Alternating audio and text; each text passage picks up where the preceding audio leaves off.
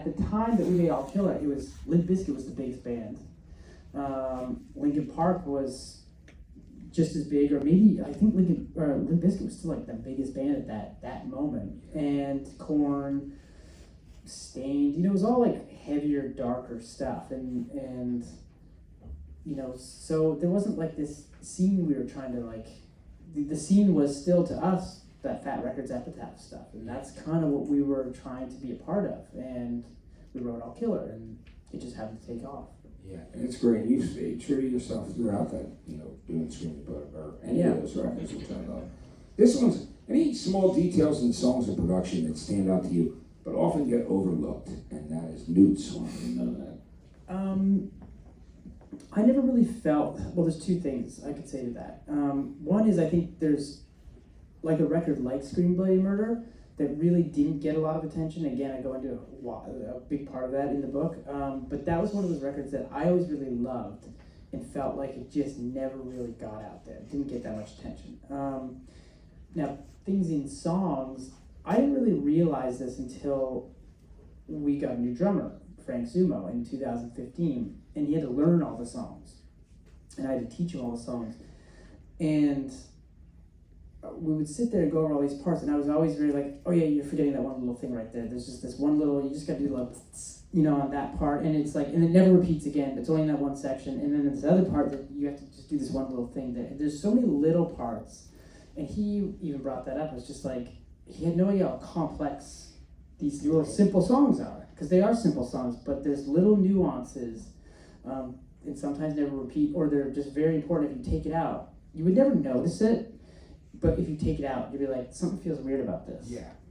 The thing that makes songs, those nuances. And I didn't know that they were there. They're just stuff that, like, when I'm writing, and I'm in my demo phase, I'll do these things, and I always do stuff with the drum machine. A lot of times, I would do stuff with drum machines that are kind of difficult to do as a human.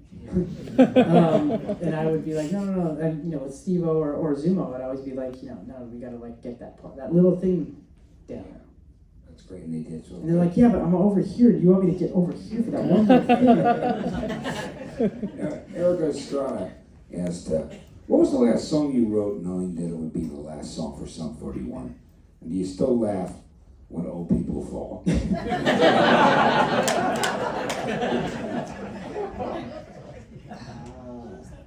I think falling's always funny. No matter what age. Yeah. What was it? What was the last song that I wrote? Knowing? Yeah. It was.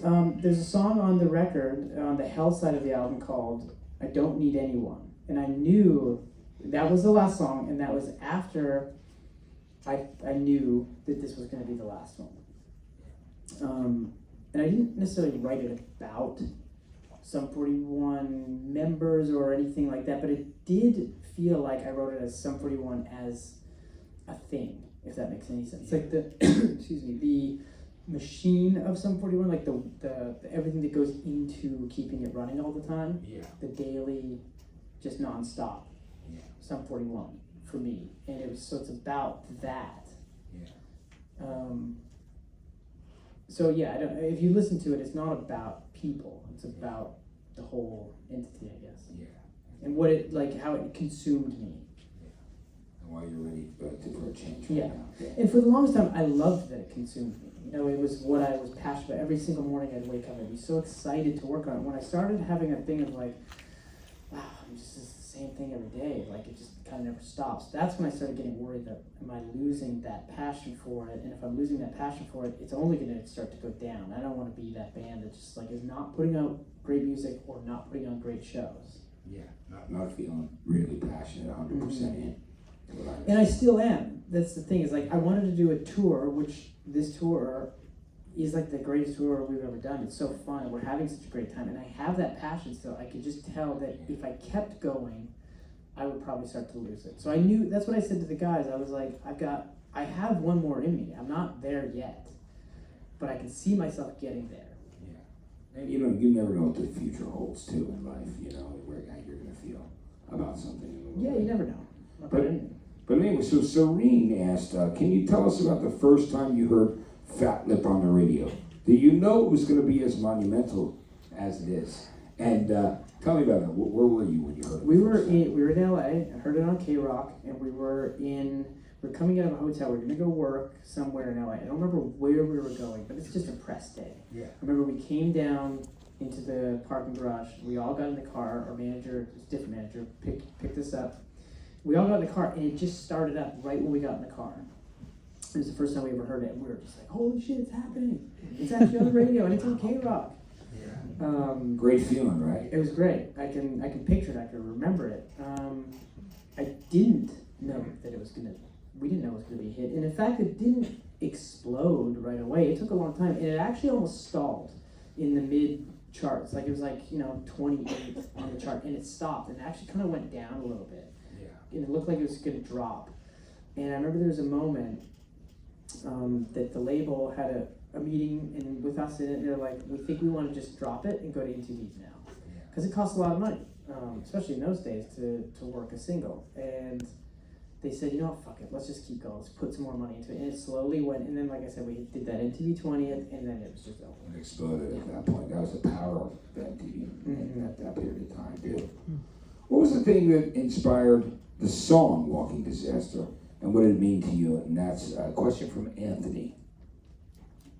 So there's a big period of that in this book. But that record, Underclass Hero record, was the first time I started writing what I felt was stories about my life through each song, and I was going to stick to a topic from beginning to end. Because before that, I would just kind of write words that just kind of came to me, and I knew kind of what I was writing about, but I didn't really sit down and think of something to write. I just kind of let it come out.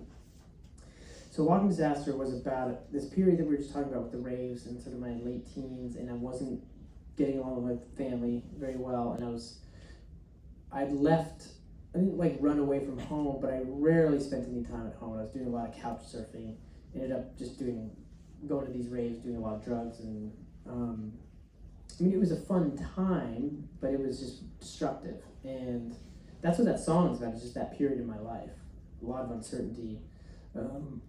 But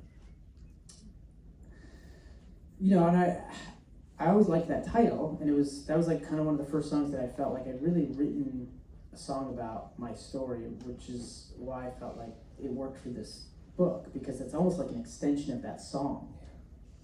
Yeah, I think it's great. I mean, the book's amazing. I don't know. I know that you all got a book today, which is very, very exciting, and I know you're gonna love the book because Deryck wanted to leave some stuff so that we could have gone into some other things, but we had to talk about it earlier, and he said, "I want to leave some stuff for people to be surprised so they really can get into the book." But Deryck, this was great that you did this tonight and decided to come and do it.